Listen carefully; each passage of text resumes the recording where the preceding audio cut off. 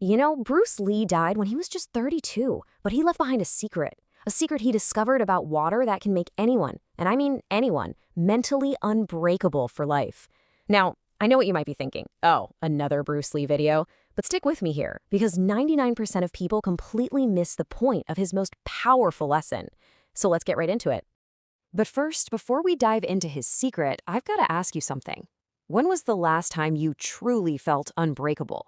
A time when a setback didn't completely throw you off, when rejection didn't sting so bad, and when a failure didn't feel like the end of the world. Just think about that for a second. Because what Bruce Lee figured out is something that pretty much all successful people know, they just don't really talk about it. And here's the kicker. It had absolutely nothing to do with martial arts. Nope, it wasn't about the one-inch punch, it was something else entirely. What we're talking about here is a philosophy so simple, a little kid could get it. But it's so deep that scientists at places like Harvard are still trying to figure out just how powerful it is. So what is this secret to becoming truly, genuinely unbreakable? It's water. Seriously, that's it. And the proof? Well, it's literally flowing from your kitchen tap right this very moment. But to really get a handle on its power, we need to go back, way back, to the exact moment this whole idea was born. See, this wasn't some ancient wisdom he read in a scroll, not at all. It came from a really low point in his life, a moment of deep personal crisis, a simple observation he made in his backyard, and an insight that would, well, change everything. Okay, so picture this. It's 1971. Bruce Lee is hanging out in his backyard in Hong Kong. He's feeling totally rejected by Hollywood, stuck in this weird place where he felt too Chinese for Americans and too American for the Chinese. He just didn't belong. And while he's wrestling with all this, he sees his young son, Brandon, just playing with a Garvey hose. And he notices how the water, it doesn't fight anything. It just flows. It goes around obstacles, under them, or finds the tiniest little crack to get through. And right then, in that moment, bam, everything just clicked. He immediately grabbed his notebook and wrote down those now famous words. And this right here is where almost everybody gets it wrong. They think this is a lesson about fighting. It's not. It's a blueprint for life, a complete guide to navigating any obstacle the world can possibly throw at you. And this philosophy, it really has two secret powers. It's not just about adapting on the fly. It's about flowing, and it's about changing. And trust me, these are the two secret weapons that the most resilient, most successful people on the planet use, whether they even realize it or not. Okay, so understanding this duality is absolutely crucial. Flowing, that's all about your short-term adaptability. It's about navigating the world as it is right now. A door slams in your face, you don't just stand there banging on it. No, you flow around it and you find an open window. But then there's changing, and that's the long game. That's about persistence. It's the tiny, gentle stream that, given enough time, carves the entire Grand Canyon. It's the soft rain that, over years, wears down the hardest rock. This isn't about navigating the landscape. It's about reshaping the landscape itself. All right, let's make this super practical. Say you lose your job. A rigid mind, the rock, just gets stuck, obsessing over that one lost path. The water mind, it doesn't waste a second dwelling on it. It's already out there exploring 3 new paths. Or painful breakup happens. The rock just stays there, broken on the shore. Water, though, it doesn't stop. It simply carves a new channel to the sea.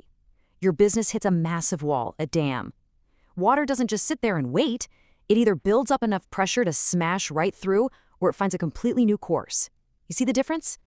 And look, this isn't just some nice little metaphor. Bruce Lee actually lived by this. And what's so wild is that modern science is now proving that our brains are literally physically built for this exact kind of thinking. I mean, just look at how Bruce Lee put this into action. Hollywood wouldn't give him a lead role. He didn't sit around and complain. He flowed around them, went to Hong Kong, and created his own hit films. When the old-school martial artists attacked his new style, he didn't waste time arguing. He just proved how effective it was. When a master challenged him to a public fight hoping to humiliate him, he didn't play by their rigid rules. He flowed like water and won in under 2 minutes, leaving everyone completely speechless.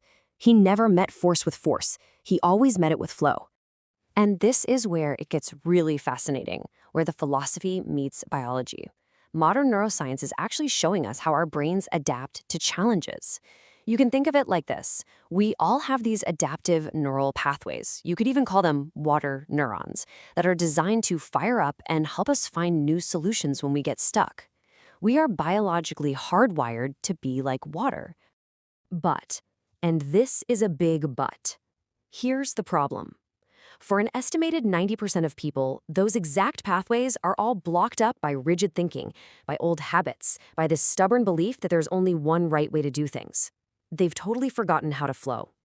And the price of that blockage is massive. I mean, the research is pretty shocking. Get this, people who actively practice this water thinking are found to be 300% more tolerant to stress. But that's just the start. They are also 250% better at creative problem solving. And maybe the most important one of all, they recover from major failures a staggering 400% faster than people with those rigid mindsets.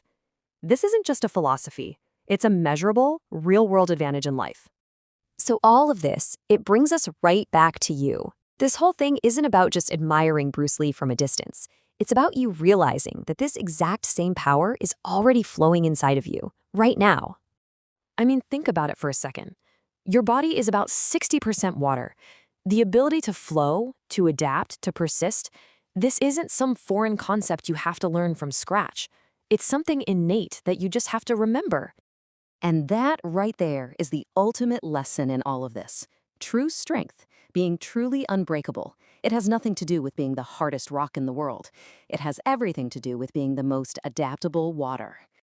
So, the next time life throws a giant obstacle in your path, your first instinct is probably going to be to try and smash right through it. But stop. Instead of trying to break the stone, just ask yourself, how can I become the water that flows around it? Or, over time, reshapes it completely? Because that's the choice, isn't it? It's the choice we all face every single day when we hit a wall. Will you be the river or the rock? The choice is yours.